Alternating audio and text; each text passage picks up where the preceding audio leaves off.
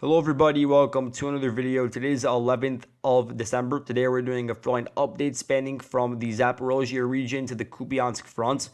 We're going to begin by looking at the Orkiv sector, specifically south of Robotyne. So, in my last video, I discussed Russian advances that occurred over the past week or so from the west into the south of Robotyne. To the west, there's no updates, but there is a minor update about the Russian attack vector, which originated from the northern outskirts of Robotyne and resulted in a 900-meter advance northwards and allowed the Russians to enter into the fortification system that was built up by them before the counteroffensive and was then captured by the Ukrainians following their advance through Robotyne. And so here was the previous line as shown by Deep State. So this is a pro-Ukrainian source and was also backed up by geolocated footage, which shows a 3rd Spartan Brigade, so a National Guard unit, with their FPVs hitting Russian infantry and tanks that made their way along this main road into the fortification system. So according to Deep State, the Ukrainians were able to reorganize in the southern part of Robotyne and push the Russians back from certain portions of this fortification system. But even this pro-Ukrainian source does admit that the Russian forces do still hold a presence in the westernmost parts of the fortification system, which I showed in my last video. I showed satellite imagery of this entire fortification system. You'll see the area that Russia still holds onto is the most intricate part of the entire defensive node. But either way, I am changing the map to indicate that there is a bit of ambiguity as to which regions the Russians do still hold control over, although it is true that the Russians are able to maintain a part of their forward position over here. And this comes at a time period where pro-Ukrainian sources are admitting that the Russian forces are bolstering their presence within Novomykhailivka following a gradual withdrawal that occurred during the summer counteroffensive as the Ukrainians were making their way to the fortification system. But now as the Russians are undermining those Ukrainian forward positions, it's becoming more safe for Russian forces to move past the Serebryansky line, which I have marked over here on my map, further northwards into Novomykhailivka to use it as a forward node for the Russian forces to organize. Now moving on to Novomykhailivka, the Russians have resumed their attacks on the village, and this is backed up by a geolocated video which shows the destruction of 3 to 4 Russian BMPs and MTLBs as they made their way towards the eastern outskirts of Novomykhailivka in an armored column, advancing along this specific road. And this road is an interesting vector of attack for the Russian forces, as most of their armored attacks have originated from the southern parts of the entire sector, basically advancing along roads such as this one over here and this one over here. But now you also have the Russians advancing directly head-on into the eastern entrance of Novomykhailivka, which based on earlier videos of that region are extremely fortified with trenches, and they were able to make it all the way to the outskirts, but they were not able to infiltrate within the village itself, as when the Russian column made it to this point, this road junction, which you could see with the blue marker, they were damaged and some were destroyed, some of these vehicles, due to mines that were placed over here. So there's an extremely high mine density in the fields and in the roads leading into the village, placed by the 79th Air Assault Brigade. And you also had the Ukrainians responding with their artillery, and the Ukrainian forces located at the outskirts fired ATGMs towards the Russian forces. So in this particular case, the Russian attack was repelled. What this does show, though, is that the Russians are now able to launch armored assaults to the east of the village in an area where they had not been able to reach previously. So it does show that the Ukrainian positions in the southern outskirts, in the eastern outskirts of Novomykhailivka, specifically in these fields over here that were previously imagined to be under full Ukrainian control, are actually more so in a gray zone where neither side has really full control. And so the specific outskirts in those fields, while they may not be under Ukrainian control over anymore due to the immense Russian pressure that's been building up in this region since early October, they do still exhibit a defensive capacity that is able to hold onto the line within the village itself along this perimeter over here. Now moving on to Maryinka, the Russian forces that are advancing towards the western part of this village, they are beginning to clear out the houses in this section that was previously under Ukrainian control, but now is considered to be a gray zone based off of even Ukrainian maps now are indicating that this rectangle is no longer under full Ukrainian control. start beginning to see the Russians launch clearing operations of the rubble in these houses and some of the basements, which could be a very arduous process. And another Russian flag was raised in the westernmost part of the village. Now, going a bit to the north, there is still Ukrainian concentration of forces in the northern parts of Maryinka. And this is backed up by a video over here, which shows a Russian FPV strike on Ukrainian holdouts in the northern road over here. Now, I would change the map to show that the Ukrainians have control over this region, but I just can't change the polygon over here. So let me just in real time show you guys the exact front line. It looks more like this. So you do still have some Ukrainian remnants that are resisting in these blocks over here, especially around Ivano-Franka Street. But what has to be noted based on drone imagery is that these areas are just completely flattened. So much devastation. They are hiding either in basements or rubble. And then you also have another Ukrainian concentration in this road over here, the further western part of Ivano-Franka Street, which is also, again, very damaged, but in relative terms, compared to the areas in the center of Maryinka, it is less damaged. And that is why the Ukrainian forces are able to still hold on to this area and are trying to turn it into a fortress to try to resist against further Russian advances towards Zherebets, for instance, this village located over here. And then we have this video, which is from the eastern parts of Zherebets, which shows the Russian Air Force destroying a deployment point of the 49th Brigade before they were making their way towards the front line in the western parts of Maryinka. Now, moving on to the Bakhmut front, this is an area where we're going to be looking at very closely, starting off with this geolocated video of the 1st Special Purpose Brigade hitting a BMD-2, a Russian vehicle that belongs to the 98th VDV Division near Rozdolivka. You can see that based on the geolocation of the Russian forces were able to establish positions in this nursery that's been highly contested by the Russian and Ukrainian forces, and the Russian BMD was able to make it past that position and make it all the way to this tree line over here before it was hit by the Ukrainian artillery. And in that video, you could also see the Russian infantry that dismounted from the BMD and was trying to secure its forward positions, basically, within these tree lines over here, which do not have much foliage during this time of year, but there are still defensive positions that have been built up by both sides within a lot of these forested areas, as you'll see throughout the course of the video. But either way, this gives us an idea of the Russians trying to expand the gray zone, trying to advance even further along the rail line. And that's really been their main vector of advance on the eastern side of Rozdolivka. And the overarching goal by doing this would be to secure the heights that overlook Rozdolivka to the southeast. And just to show you guys in yellow, I'll show you guys where those heights are located, generally around here. So the Russian forces have not actually taken over any of these heights yet. The areas where the Russians are advancing through right now are still located on relatively low elevation.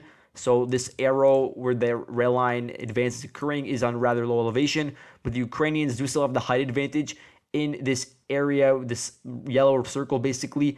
That's an area that's a height that overlooks Rozdolivka and also overlooks the fields that are to the south of that area. So basically all of this open fields to the west of Kremove, those are also overlooked by this height over here, which is why the Russians are pushing in this direction. It has a dual use, which could help, especially with clearing out Rozdolivka, as we're not seeing that many advances head on into the village just yet, but we are seeing very intense bombardment. The most interesting video from the Bakhmut front over the past few days has been released by the 98th VDV Division, and it starts out in this marker over here, just to the north of Kremove, which again explains why the Russians pushed into that area in the first place. They were using it as a launch point to advance towards Ukraine's trenches that they built up to the west of Kremove.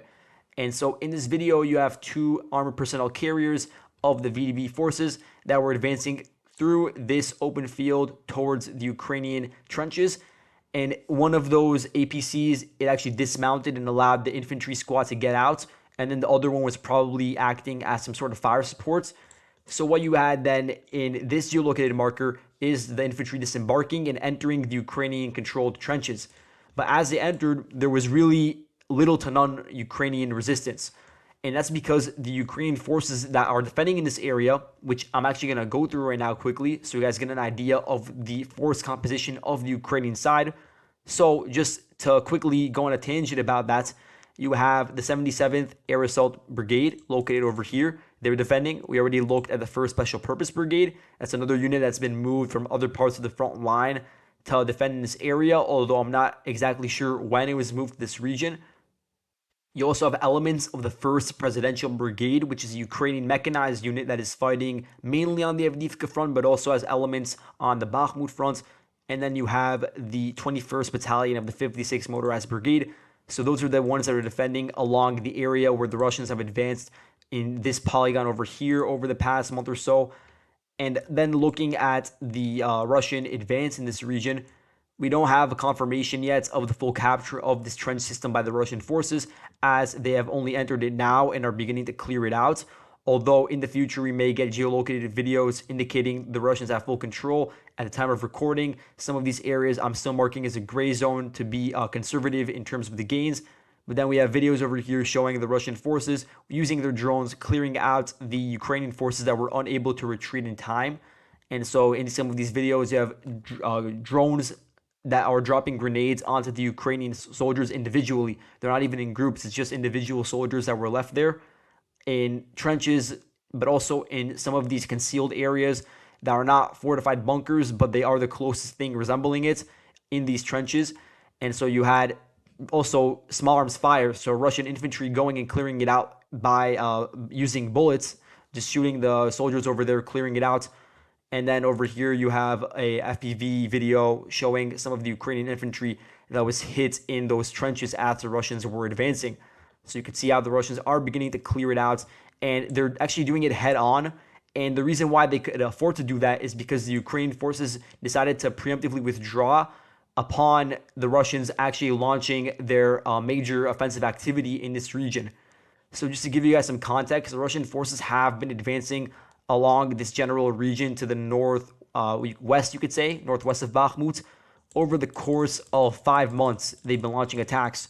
And this started around July, you could say, but the most significant Russian assaults really only started about a month ago. And those are the assaults that were able to take over this entire region that I have marked with this specific polygon. Now, I have to give a lot of credit to the Ukrainian defenders that were located within these trenches throughout the entire course of the post-Battle of Bakhmut era, as there was a lot of pressure by the Russian side starting in July, as I covered. But you have to look at some of the circumstances that are related to the retreat in this region. You have to look at the fact that although they did have very strong units, a lot of other elite Ukrainian units were forced to be diverted to other parts of the front line, throughout the Zaporozhye counteroffensive, for instance, or during defensive operations of the Ukrainians around Avdiivka or throughout the wider Donetsk ring area, or looking at the Kupyansk Front. So that did not leave a lot of reinforcements for this specific part of the front line. And additionally, there's been a very rough Russian bombardment of Ukrainian forward positions, especially with artillery in this region, which the Ukrainians have not been able to match. And that has led to a lot of attrition for the Ukrainian forward units in this region. And of course, it goes both ways. But in this specific case, the Ukrainian forces weren't able to hold onto their positions. They saw it as untenable and preferred to withdraw to more defendable positions that are located further west. And the positions that I'm referring to are located over here. I'm going to mark them in blue. They're located in the heights and in the forested areas to the northwest of the Kalinina suburb of Chasiv Yar. The Kalinina suburb is located over here. So there's no indication of the Ukrainians trying to withdraw past the Donbass Canal, but they are withdrawing, you could say, based on the available information, about, you could say, 2 kilometers to the west, towards a defendable height located south of Rozdolivka, which is definitely also going to be a Russian goal in the future.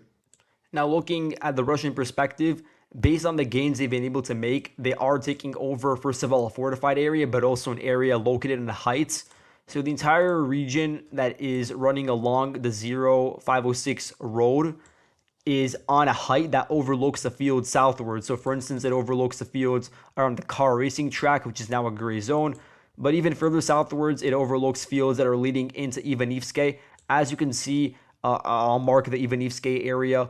This is an entire valley that has some of Ukraine's defensive positions within Ivanivske and in the tree lines to the northeast of it. And so now the Russians do have firing positions that are overlooking those Ukrainian forces. And at the same time, we're beginning to hear reports that were actually spread by pro-Ukrainian Petrenko. So that's a Telegram channel of theirs, pro-Ukrainian Telegram channel, which claims that parts of the fields east of Ivanivske have actually been captured by Russia, which amounts to about a 400-meter advance. I'm not going to say it's 100% certain that it's true, so I would wait for additional information before making the claim that this is a done deal. But if you look at the specific claim being made by them, it would show that they have been able to advance along these fields over here through the valleys towards Ivanivske. Now moving on to the area north of Soledar. In my last video, I reported on Deep State's change to the mapping to indicate there was a Russian advance through open fields in the area south of Rozdolivka and Vesele. And so the previous front line looked something like this, but I've edited it based off of Deep State's own correction to the front line. Deep State's mapping does still indicate that the Russian forces were able to advance in the area located over here roughly, which does mean they were able to advance along open fields and tree lines in between Rozdolivka and Vesele. But what they did change is the claim that the Russian forces were able to reach to the southern outskirts of Rozdolivka, according to Deep State, who are the source that originally broke the news of the Russian advance around here. They actually now claim that the front line looks more like this, with the Russian forces located in fields that are roughly about 1 kilometer south of Rozdolivka. So that is just a bit of a minor change that I had to make to the map, which I can't fully show because this polygon is not editable, but just know that that is the accurate depiction of the front line. Now moving on to the Serebryansky Forest, we do have an update regarding the front line, and this is a part of the front that has really not seen many changes due to the dense nature of the trees over here, what makes it very hard for reconnaissance to operate, such as drones, to spot opposing forces, which was beneficial to the Ukrainian defenders. But now, based on new drone footage, you could see that a lot of the foliage is lost going into the winter season. You could see that in this video, Russian infantry dismounts near a Ukrainian fortification. There was a trench that they set up, which was spotted by the Russian drone, which is filming the entire ordeal. And then by using support from 2 Russian tanks, they were able to overrun the Ukrainian trench. And now, based on that footage, you could see that the Russian forces were able to advance through this one section of the forested region. Additionally, looking at the entire Kremlin-Liman front, we do have a video which backs up previous claims that I made in other videos that were backed up by reports from Deep State in regards to a Russian advance that originated from the border between Donetsk and Luhansk oblasts westwards towards the Zherebets River, the river that is located just to the west of Kearny and Yampolivka, which is a major dividing line between the Ukrainian forward positions in the sector and the rear. And so this video, as you can see, it's from the 97th Mechanized Battalion of the 60th Mechanized Brigade. And if you guys are not aware, the 97th Battalion was previously the Special Forces Azov Kharkiv unit, but was then integrated into the 60th Brigade as the 97th Battalion. And so that just gives you an idea of the fighting force in this region. In the video released on December 8th, I believe, it shows the Russian infantry that was gathering in some of the tree lines that are near the line of contact that was then shelled by the Ukrainian side with their artillery, specifically with DPICMs. And so this should give you an idea of the Ukrainians now sending in units to hold the line in this region. But this is also a confirmation of earlier reporting of Russian advances, but there's no new gains that I can mention. Looking at the Kupyansk Front, there are 2 areas that I want to update the map in. First of all, the area east of Ivanivka, the Ukrainian forces were able to retake a trench that is located along this specific tree line that was overrun by the Russians during their initial attacks in late November towards the village of Ivanivka. During those assaults, the Russians were able to advance about 1 kilometer through an open field, with their positions really starting in Yahidne. And this was mainly a mechanized assault with infantry dismounting and then taking over the Ukrainian trenches. And we actually have the geolocated footage to back that up. And the 10th Mountain Assault Brigade was one of the units that was defending in this area. It seems like now the Ukrainian forces have first been able to hold and repel those Russian assaults and now actively counterattack and retake territory. And since then, we have not seen any sort of Russian response. This happened on December 6th, and I just didn't have the time to mention it. And finally, we have this video which shows a Ukrainian FPV strike targeting a large Russian troop concentration, which amounts to about 15 Russian soldiers. And that is pretty unprecedented given how close this is to the line of contact. As you can see on my map, it is really an encampment that is in an open field that is so close to the Ukrainian lines that it is pretty interesting to have 15 soldiers stationed like that. But it does indicate that the Russian forces have been able to increase their presence in this region, because if you compare the Ukrainian artillery and FPV strikes on Russian groupings in this region over time, in earlier videos, there definitely were groups that were targeted, but never in a bulk of 15 men all in the same area and camped like that. So either was some sort of mistake that was made by those forces, given how close it was to the front line, or it does indicate that there was an increase in the Russian activity in this region. But I can't actually translate that into any changes to the map, as the geolocated footage is located right at the area where it had the map marked previously. And so, yeah, that's all I have for today. Thank you guys so much for watching, and I'll see you guys in the next video. Goodbye.